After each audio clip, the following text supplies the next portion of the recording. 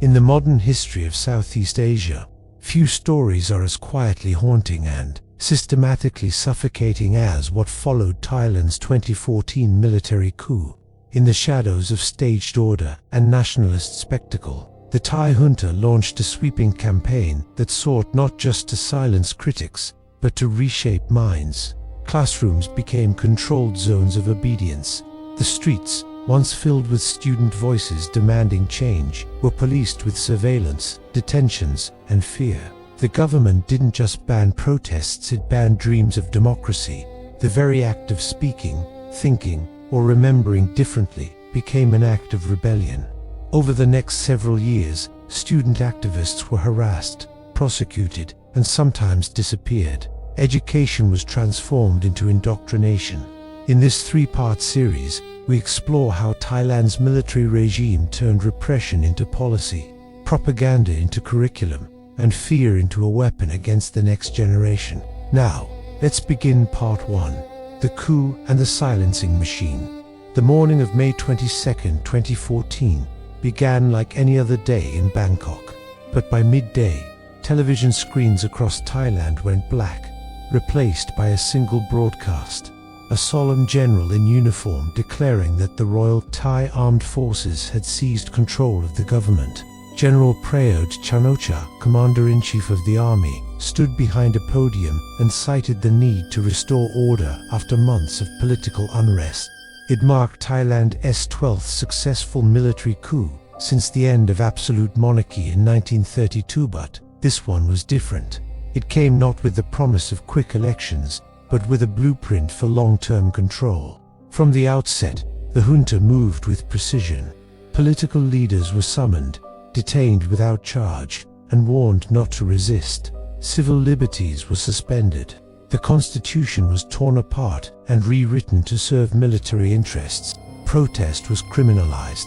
The coup was no longer just about restoring order. It was about restructuring power. The regime, operating under the National Council for Peace and Order, NCPO, framed its mission as one of national reconciliation. But beneath that slogan lay an aggressive campaign to dismantle all forms of dissent. Journalists were called in for attitude adjustment. Academics were blacklisted. Bookstores quietly removed titles deemed subversive. And students, those young voices that had once rallied in the streets, became targets. The crackdown wasn't always violent, but it was relentless. University classrooms were watched closely. Professors were warned not to discuss politics. Student plays, art shows, and debates were cancelled or banned outright. In a chilling move, the junta launched the 12 core values of Thai people campaign doctrines to be taught in every school, every classroom, to every child. Obedience, loyalty to the monarchy, gratitude to parents, and above all, love for the nation. These weren't values offered for reflection. They were mandates. Any questioning of them was seen as unpatriotic if not criminal. Thai schools became laboratories of control. Military officers visited campuses to inspect classrooms. Posters of the general hung beside chalkboards. Teachers were instructed to monitor students' behavior and report problematic attitudes. The line between education and indoctrination dissolved. Outside of schools, the streets told a darker story. Student groups like Dao Din in Khon Kaen and the New Democracy movement in Bangkok tried to push back. Their demands were modest: restore elections, protect free speech, stop the arrests. But the state's response was swift. Young activists were detained, dragged to court, and sometimes held in military camps. Many were tried in military tribunals, places where civilian rights held no weight.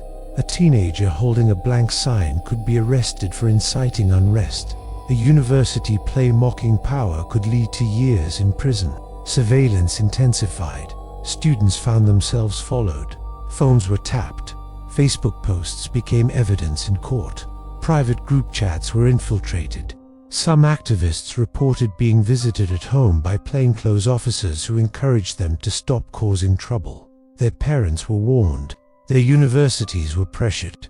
The goal wasn't just to silence it, was to isolate and humiliate. Even culture became a battleground.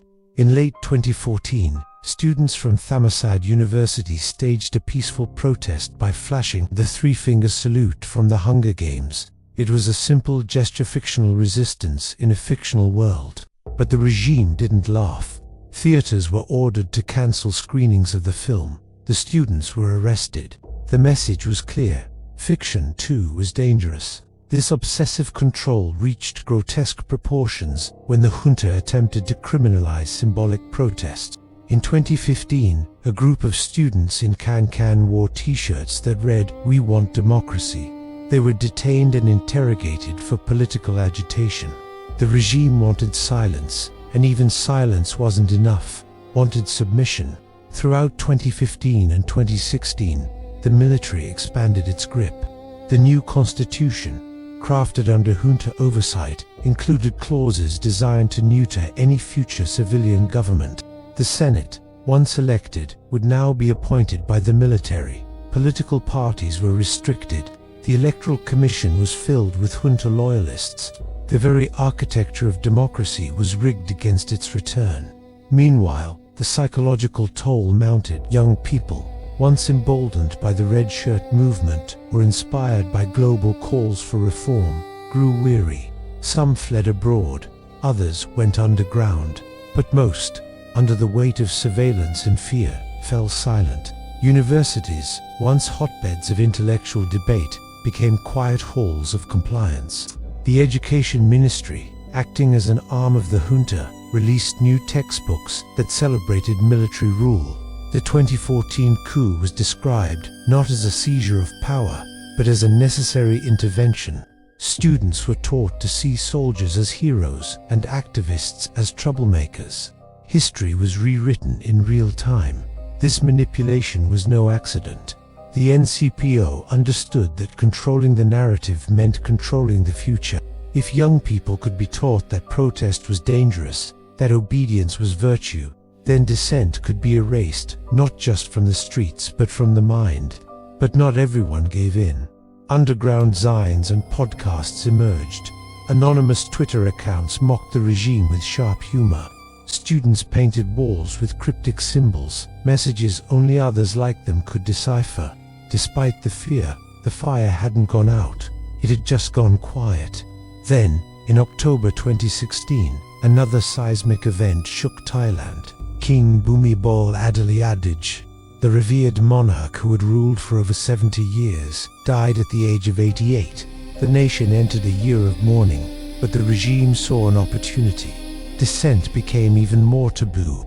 The lèse-majesté law, which criminalizes criticism of the monarchy, was enforced with new intensity. Activists, artists, and even ordinary citizens faced jail for comments, likes, or shares online. The line between the military and the monarchy blurred. The junta wrapped itself in royal legitimacy. Questioning the government became indistinguishable from questioning the king. Fear multiplied. Surveillance deepened. By 2017, many young activists had either been silenced or jailed. But those who remained knew the fight wasn't over. They had seen too much. They had lost too much. And in whispers, they began to talk again, not just of resistance, but of reclaiming truth. What had begun as a coup to restore order had become something far more insidious. A regime that rewrote history, policed thought, and turned schools into weapons. But while fear can bury voices, it cannot extinguish them forever. Part 2. The crushing of dissent. Schools, streets, and screens.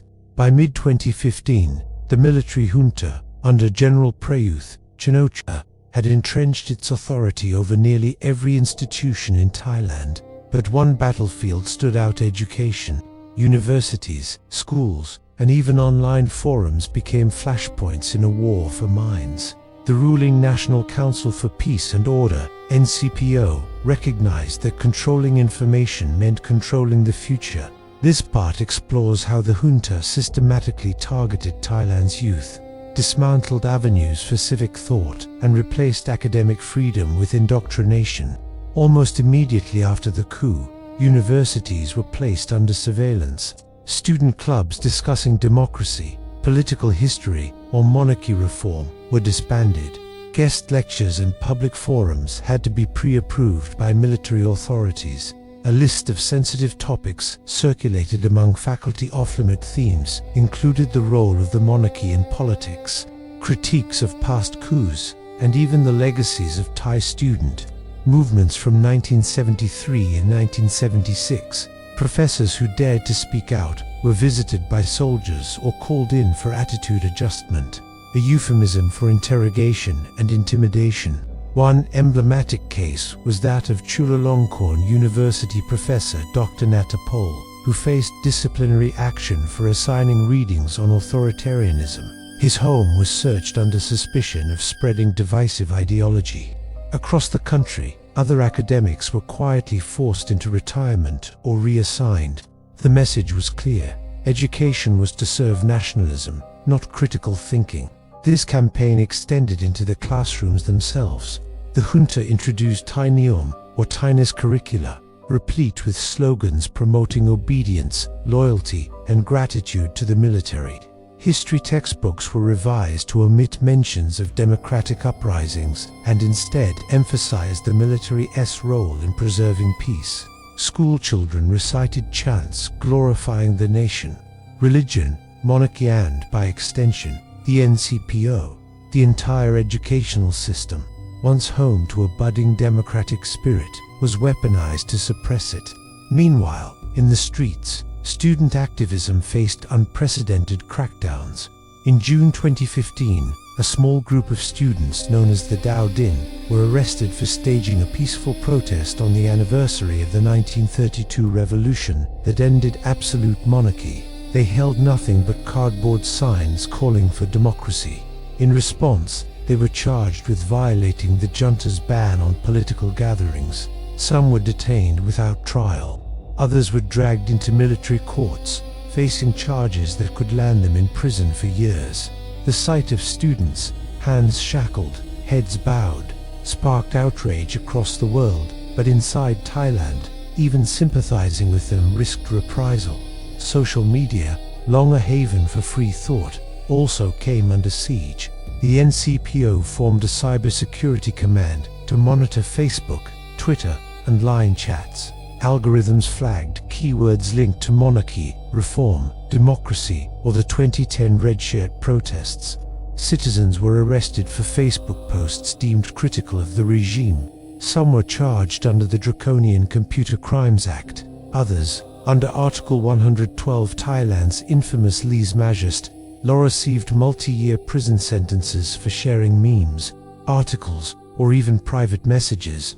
Surveillance reached Orwellian levels. Universities were ordered to monitor students' online behavior. Neighborhood watch groups were encouraged to report on digital dissenters. A chilling culture of self-censorship emerged. One particularly horrifying case was that of a young student from Chiang Mai, arrested in 2017 for writing an essay criticizing historical revisionism in Thai textbooks. His family home was raided at dawn. Military officers seized his computer, interrogated him without a lawyer, and detained him for 10 days. Though eventually released, he was expelled from university and remains blacklisted to this day. Stories like his multiplied throughout the junta's rule, silent victims of a regime allergic to truth. In universities, small resistance cells tried to persist. Secret discussion groups emerged. Coded language was used to evade censors, and banned literature circulated in underground networks. But even these modest efforts were targeted. Plainclothes officers infiltrated campuses. Surveillance cameras were installed in lecture halls. Faculty were pressured to report students who display anti-national tendencies. A generation of thinkers was stunted before it could rise. Beyond education, the junta also waged war on memory. Historical events that inspired resistance were erased or whitewashed. The 1973 and 1976 student massacres were downplayed in state media and textbooks. The red shirt crackdown of 2010 was reframed as a necessary action. Monuments to past resistance were removed. Archives were sealed. Independent museums faced closure. By controlling the past, the junta hoped to shape the future. On the streets, symbols of resistance were systematically dismantled. Memorials to protesters were quietly removed overnight. Spaces like the Democracy Monument became no-protest zones. Peaceful marches were broken up within minutes. In one infamous incident in 2016, a group of high school students were arrested for holding a blank sign in silence, an act deemed seditious under junta logic.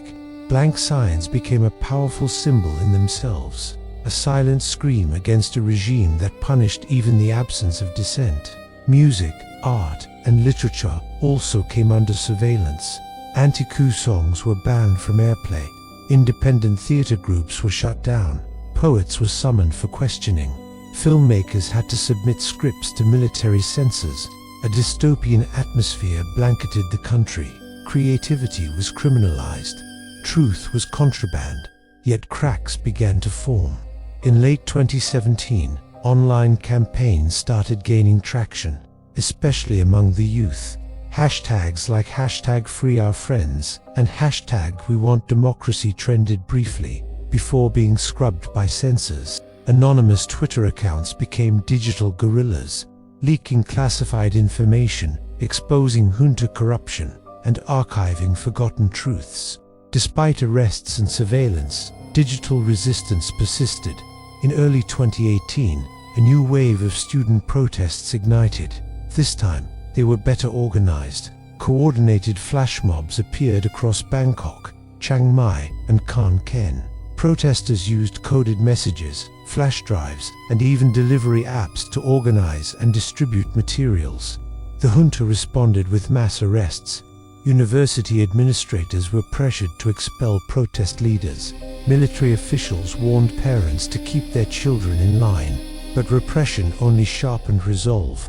Student-led groups like the New Democracy Movement, Free People, and the Progressive Youth Alliance began forming coalitions. Their demands grew bolder, not just for free speech, but for constitutional reform, monarchy transparency, and an end to military domination. Their tools were books, banners, and bodies standing unafraid in public squares.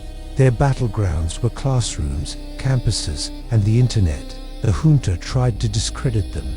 State media portrayed protesters as naive, foreign-backed, or anti. Troll farms spread misinformation. Deepfake videos appeared, trying to link student leaders to drug cartels or foreign governments. Yet public sympathy grew. Parents began speaking out. Professors, once silent, began to protect students. Even monks, long expected to remain apolitical, voiced support for the youth.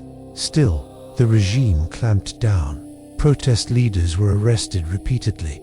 Some faced over 20 charges each. Bail was denied. Hunger strikes began. International pressure mounted, but the junta remained defiant, insisting it was preserving Thai harmony. Meanwhile, the Ministry of Education rolled out more indoctrination programs. Students were required to take moral development classes glorifying military rule. History exams now included questions like, why is a strong military necessary for peace?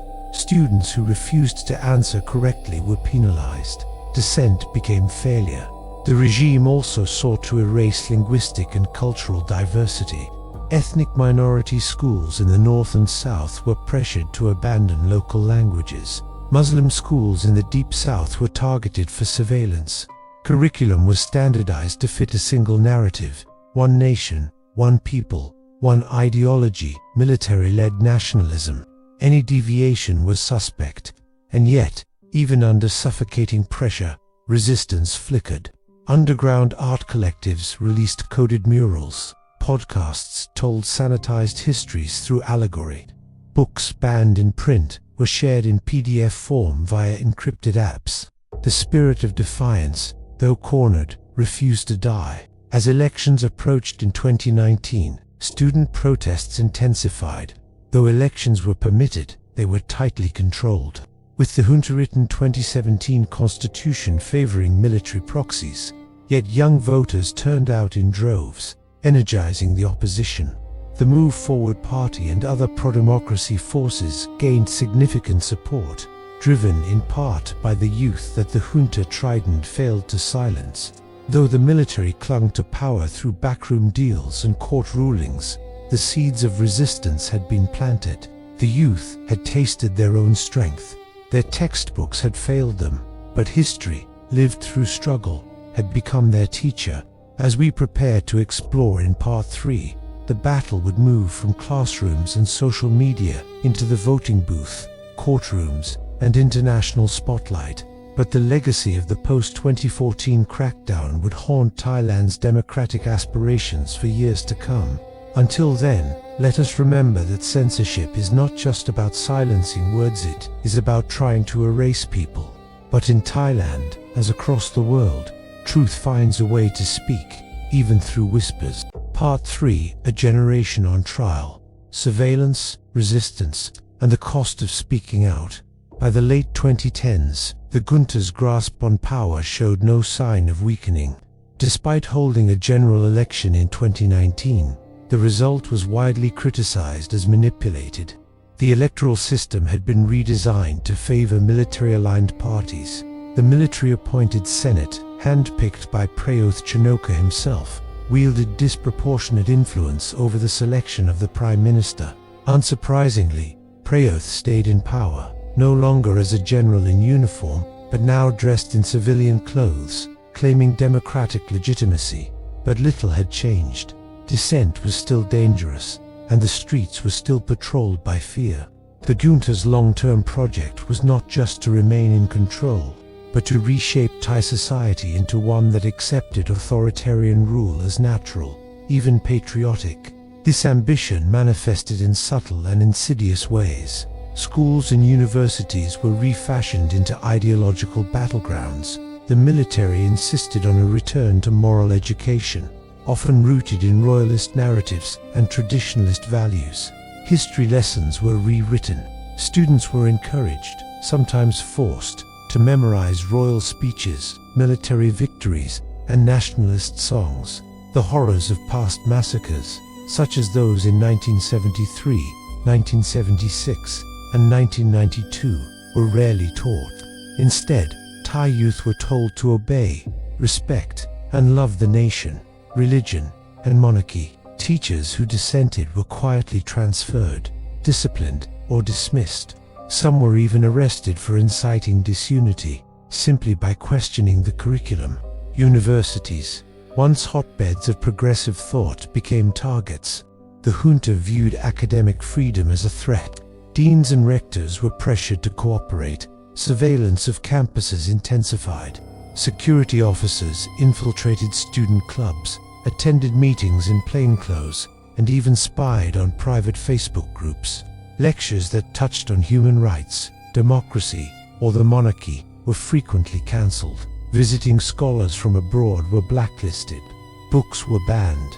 Professors were harassed or summoned for attitude adjustment. Thai academia became a climate of quiet fear. And yet, resistance persisted. Student-led protests began to re-emerge around 2020, sparked by the banning of the Future Forward Party, a progressive political party popular among youth. The sudden dissolution of the party was widely seen as another move by the establishment to silence opposition. This triggered a wave of outrage. High school and university students organized flash mobs, held up three-finger salutes inspired by the Hunger Games, and demanded systemic reforms. Initially peaceful, the protests grew in size and boldness. They called not only for democracy, but also for reform of the monarchy. A line previously uncrossable, the junta responded with a mix of repression and propaganda. Hundreds of protesters were arrested under laws like sedition, computer crimes, and the dreaded Article 112, the lèse-majesté law. Those charged faced years, even decades, in prison. Some were teenagers. Courts routinely denied bail. In detention, protesters reported abuse and threats. Surveillance escalated. Online dissenters were hunted down through digital forensics and intimidation. Police visited students' homes, interrogated parents, and pressured schools to discipline problematic youths. The message was clear: obedience or consequences.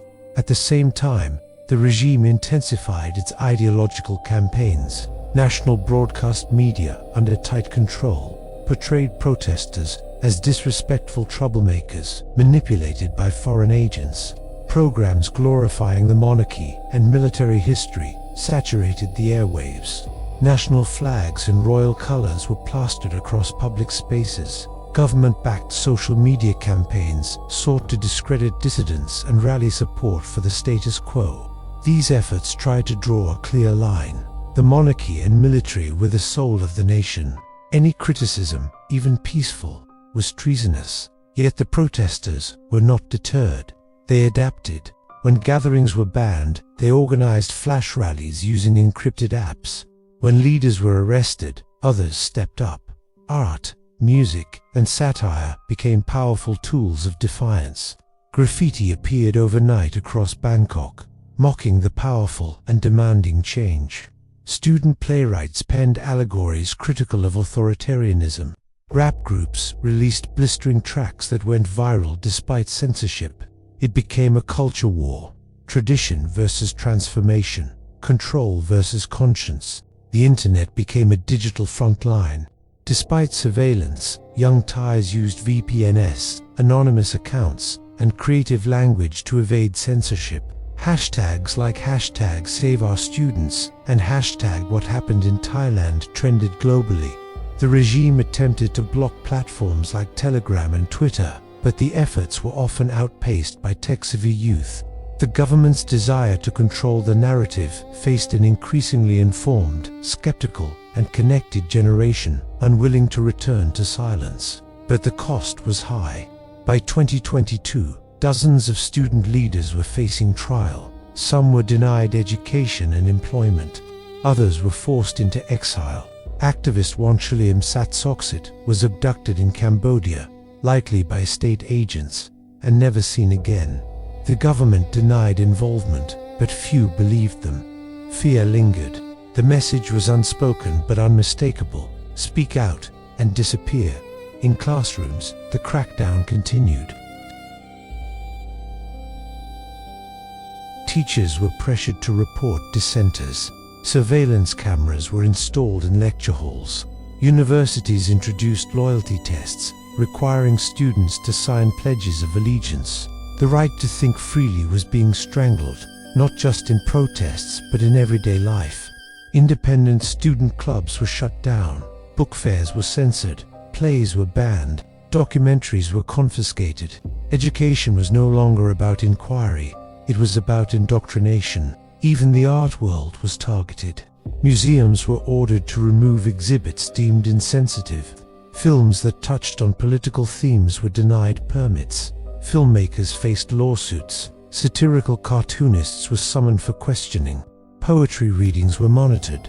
Thailand, once a cultural mosaic, was now subject to an authoritarian greywash. But resistance found new forms.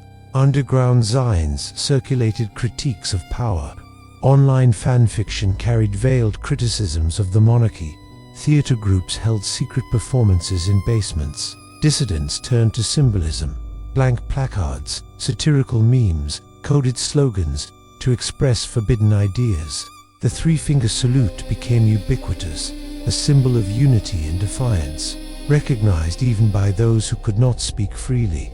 Meanwhile, the regime attempted to institutionalize its ideological dominance. Thainess was redefined to suit the junta's worldview. Civics classes taught that democracy could coexist with military guidance. National heroes were rewritten to include military generals and royal figures. Patriotism became synonymous with obedience. The message, freedom, was chaos, and only strong rulers could ensure order. But cracks in this facade deepened. By 2023, public discontent grew. The economy stagnated, wages fell, and corruption scandals multiplied. COVID-19 had laid bare the government's incompetence. Hospitals were overwhelmed, vaccines mismanaged, and relief funds embezzled. The people once silenced began to whisper again, and then to shout. In the 2023 election, Move Forward Party, led by Peter Limjaroenrat, won the most seats. Young people flocked to the polls, hoping for a break from the past. The message was clear. The people wanted change, but the system was rigged. The military-appointed Senate blocked Pitta from becoming prime minister. Courts intervened. The constitution, rewritten by the junta, was weaponized to deny the majority's will. This sparked new protests. Massive crowds returned to the streets. Again, they were met with water cannons, tear gas, and rubber bullets. Again, arrests followed. Again, young people were told their dreams were dangerous, but this time, something had shifted. The military's narrative was cracking. The junta, no matter how powerful, was no longer seen as untouchable. By 2024, international condemnation increased. Human rights groups documented abuses. UN reports criticized Thailand's failure to uphold democratic norms. But the regime remained defiant. Prayuth and his allies continued to justify repression as necessary for stability. Their grip on power, though bruised, remained intact.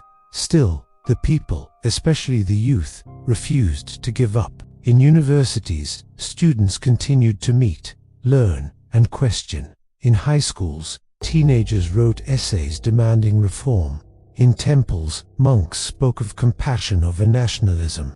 In homes, parents began to listen. In prisons, dissidents continued to write.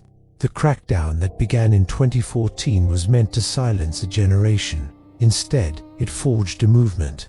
The regime's obsession with control had revealed its own fragility. For every student arrested, 10 more rose. For every book banned, new ones were written. For every voice silenced, an echo carried. The struggle is not over. Thailand remains under the shadow of authoritarianism. Laws are still weaponized. Schools still fear surveillance. Activists still face persecution. But hope, once awakened, does not sleep easily. The youth of Thailand, those who grew up under the junta, now carry the memory of resistance. They remember the censorship, the classroom propaganda, the fear of speaking truth. But they also remember standing together, chanting for justice, writing truth on placards, and dreaming aloud. And in their memory lies the seed of change. Until next time, stay safe, and see you in the next history.